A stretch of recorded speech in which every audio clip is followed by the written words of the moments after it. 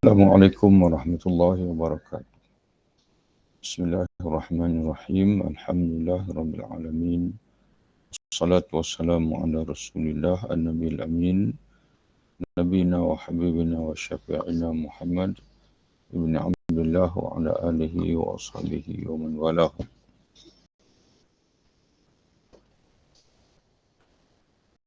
Berkata pengarang kitab kita ini Al-Adamah Syekh San'awa rahimahullah, apa yang dinukilkan oleh beliau daripada Imam Al-Ghazali rahimahullah dalam kitab Ihya Ulumuddin. Jadi istilah harapan ini ar-raja hanya tepat untuk penantian sesuatu yang disenangi yang telah disiapkan semua sebab-sebabnya yang masuk dalam kategori usaha hamba,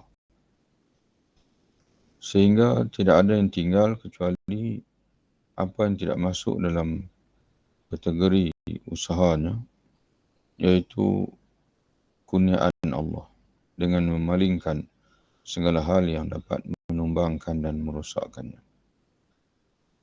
Itu yang dinamakan sebagai hakikat ar-raja. Iaitulah kita memiliki suatu pengharapan, suatu cita-cita, kemudian kita berusaha untuk mencapai cita-cita tersebut dengan mengambil segala asbab.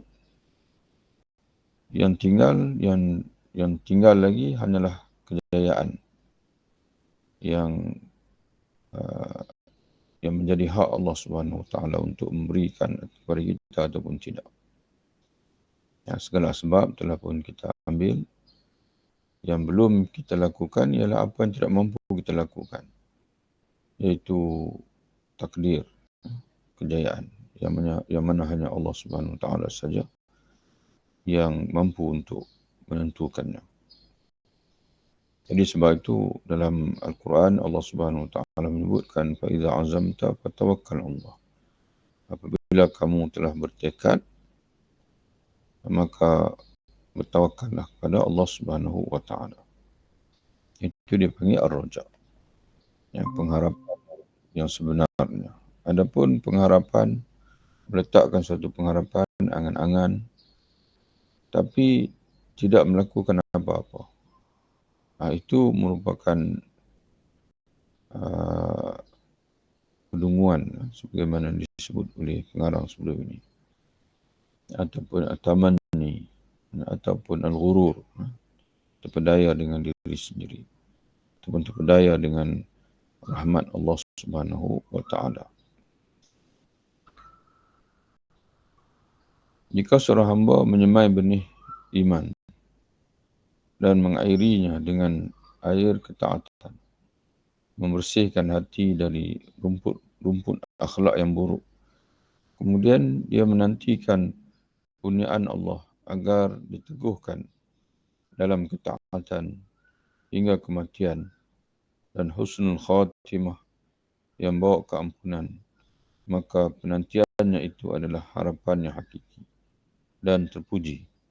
Bahkan dapat mendorongnya untuk senantiasa menjaga ketaatan dan melaksanakan segala tuntutan ilmu untuk menyempurnakan sebab-sebab ampunan hingga ajal tiba. Ya, jadi kita nak dapatkan husnul khatimah, itu penghujung usia kita, maka kita menjaga amal soleh, menyemai kehidupan kita ini dengan benih-benih ketaatan. Maka itu dinamakan sebagai ar-raja, pengharapan. Tetapi jika benih iman itu dibiarkan tanpa disirami air ketaatan, atau membiarkan hati terlumuri oleh akhlak-akhlak yang rendah, tenggelam dalam memburu berbagai kelezatan dunia, kemudian dia menantikan ampunan, maka penantian itu adalah kedunguan dan kebodohan, yang mengharapkan lain tapi buat lain. Okey, mencita-citakan untuk menuju ke Kuala Lumpur, tapi mengambil jalan menuju ke bagi orang Perlis sebagai contohnya. Dia menyatakan ingin menuju ke Kuala Lumpur, tapi dia mengambil jalan menuju ke Thailand, ke sempadan ke sebelah utara. Jadi itu kedunguan dipanggil. Dia bersembang pengharapan yang tidak akan tercapai, yang tidak berpijak di bumi nyata. Dan juga keterpedayaan. Terpedaya mengharapkan keampunan Allah kerana Allah Maha Pengampun, Maha Penyayang, tapi hidup dengan melakukan maksiat kepada Allah. Hidup tidak di jalan keampunan. Sebaliknya, hidup di jalan kemurkaan, tetapi mengharapkan keampunan. Itu juga terpedaya dengan nama-nama Allah Subhanahu Wa Taala yang dipanggil, yang bersifat nama-nama yang Al-Jalal dipanggil. Sifat-sifat Al-Jamal dipanggil. Seolah-olah di sana Allah SWT tidak ada sifat Al-Jalal.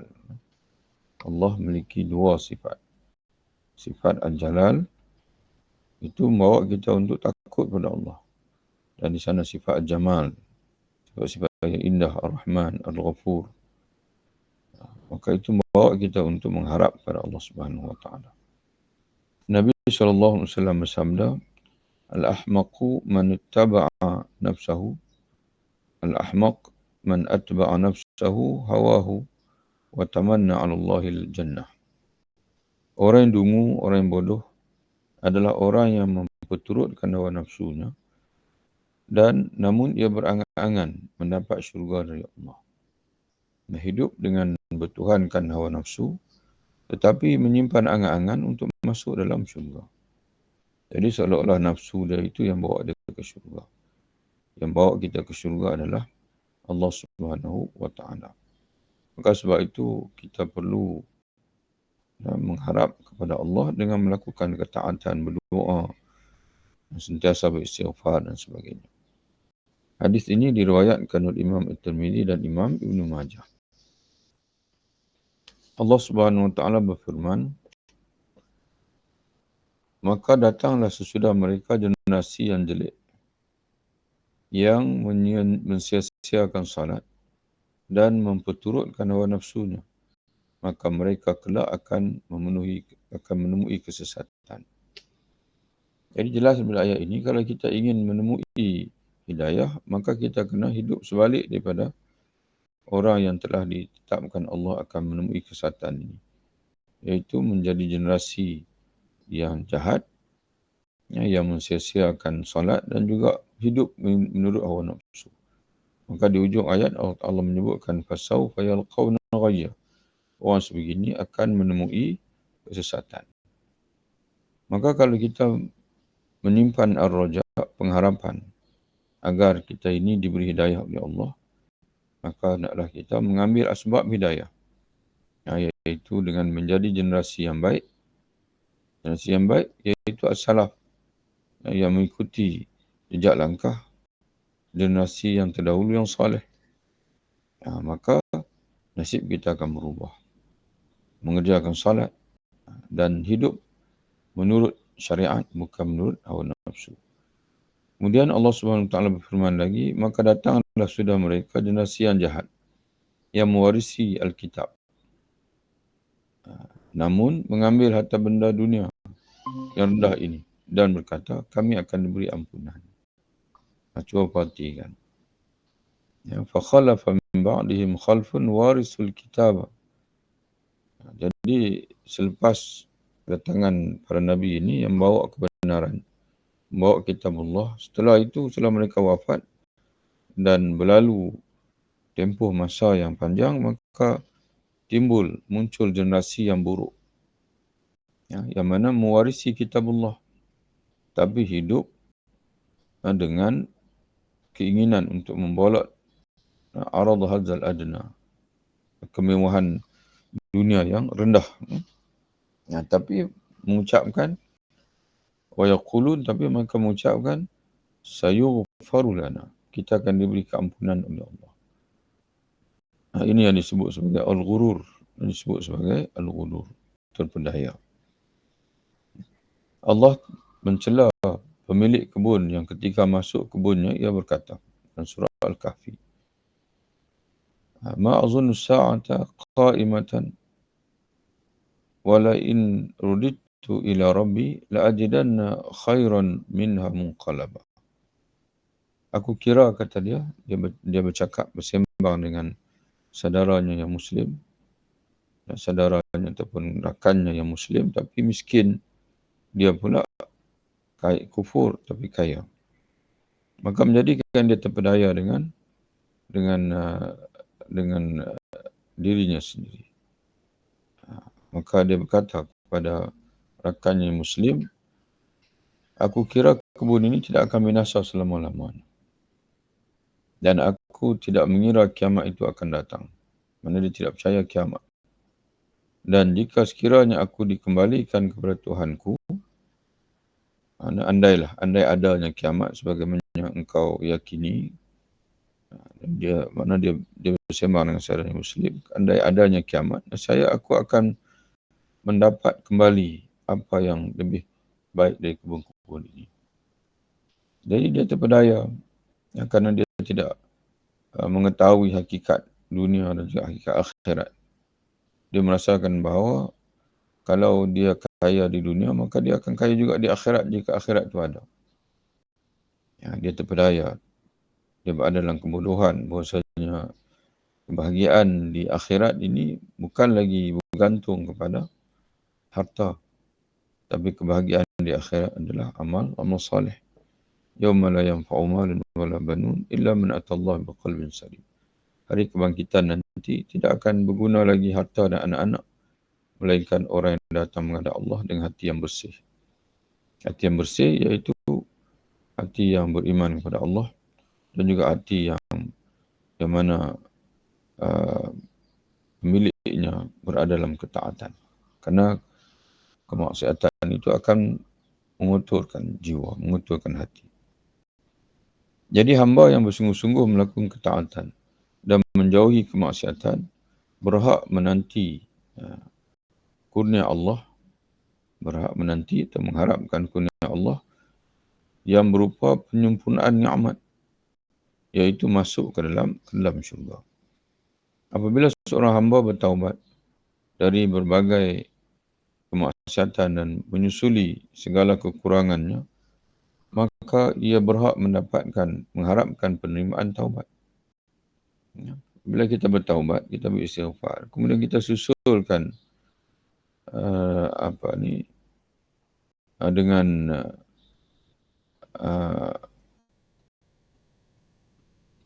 dia menyusul kekurangannya, segala kekurangannya, dan menyesali segala kekurangannya, bukan menyesali segala kekurangannya, maka barulah dia boleh mengharap keampunan Allah.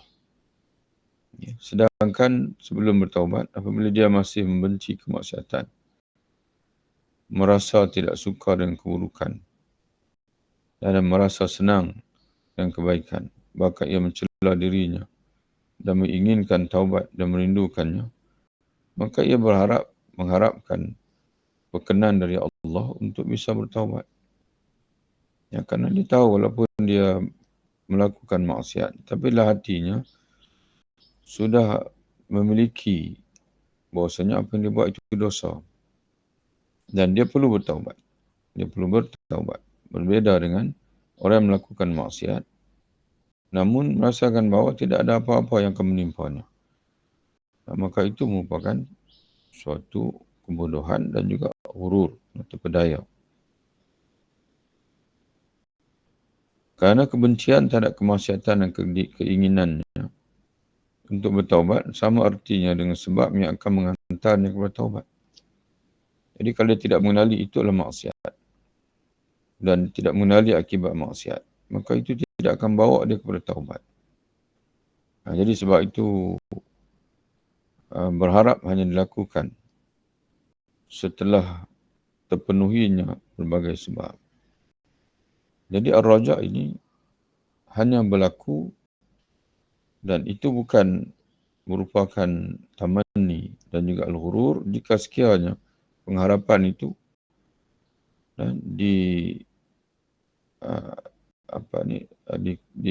diiringi dengan sebab-sebab. Kita melakukan sebab-sebab yang bawa kita kepada apa yang kita harapkan daripada Allah SWT itu. Itu baru dinamakan sebagai ar-raja. Oleh sebab itu Allah berfirman, Innal ladzina amanu wal ladzina hajaru wa jahadu fi sabilillahi ulaika yarjuna rahmatallahi wallahu ghafurur rahim. Sesungguhnya orang-orang beriman, orang-orang beriman, orang-orang berhijrah dan berjihad jalan Allah, mereka itu mengharap rahmat Allah. Cuba perhatikan. Allah menyebutkan ulaika yarjuna rahmatullah. Mereka itulah orang-orang yang yarjuna. Dia perkataan ar-raja. Mengharapkan rahmat Allah. Siapa mereka itu? Orang yang beriman, berhijrah dan berjihad. Maka itulah mengharapkan rahmat Allah. Adapun mengharapkan rahmat Allah tanpa menempuh perjalanan yang bawa kita kepada apa yang kita inginkan daripada Allah, itu satu yang disebut sebagai al-jahlu, kebodohan, dan juga al-ghurur, berdaya dan angan-angan kosong. Dan Allah Maha Pengampun lagi Maha Penyayang. Tengok Allah Ta'ala tutup. Allah Maha Pengampun, Maha Penyayang. Iaitu kepada orang-orang yang melakukan apa yang disebut oleh Allah sebelum itu. Artinya mereka berhak mengharapkan rahmat Allah yang tidak dimaksudkan sebagai pengkhususan tentang adanya harapan. Artinya mereka berhak mengharapkan rahmat Allah dan tidak dimaksudkan sebagai pengkhususan tentang adanya harapan. Karena jadi ayat ini menyebutkan bahawasanya orang-orang yang dapat mengharapkan rahmat Allah. Tapi tidak bermaksud bahawasanya pengharapan itu hanya terkait dengan apa yang disebut oleh Allah dalam ayat ini. Mana sebab-sebab itu. Ada sebab-sebab yang lain lagi. Walaupun Allah Ta'ala menyebutkan mereka itulah orang yang mengharapkan rahmat Allah. Dan sebelum itu menyebutkan orang beriman, orang berhijrah dan juga berjihad. Jadi apa yang disebut oleh Allah dalam ayat ini adalah sebahagian daripada asbab untuk kita meraih rahmat Allah Subhanahu wa Ta'ala. Di sana ada sebab-sebab yang lain lagi yang disebut oleh ayat lain dan juga disebut oleh hadis-hadis dan sebagainya. Karena selain mereka juga pun bisa berharap. Selain daripada disebut ayat tadi, orang lain juga yang melakukan amalan-amalan yang lain juga dapat mengharapkan. Ataupun ayat ini tidak khusus kepada sahabat-sahabat saja. Walaupun orang-orang yang menjadi maksud ayat tadi sudah tentunya adalah para sahabat kerana mereka lah generasi yang paling awal menerima Al-Quran. Tapi semua orang yang melakukan sebab-sebab yang serupa, semuanya akan mendapat rahmat Allah. Tetapi hanya mereka saja yang berhak mengharap, sedangkan orang-orang yang tenggelam dalam hal-hal yang dibenci Allah. Orang tenggelam dalam hal yang dibenci Allah, tidak mencela dirinya dan tidak pernah mengkoreksi dirinya. Dia hanya tahu buat maksiat, tapi tidak pernah menyesali keterlanjuran dan tidak bertekad untuk bertaubat akan kembali kepada Allah atau kembali kepada Allah. Maka harapannya akan keampunan itu adalah kedunguan. Dan sebagaimana harapan orang yang menyemai benih di atas tanah yang keras. Makna dia mengharapkan untuk mendapat hasil padi, tapi dia menyemai benih di atas tanah yang keras, di atas batu. Dan bertekad untuk tidak menguruskannya. Kemudian bertekad untuk tidak menguruskannya. Tapi menyebutkan saya ingin dapatkan hasil, tapi tidak melakukan pengurusan dengan menyirami air dan tidak membersihkannya dari rumputan dan sebagainya, tapi mengharapkan hasil.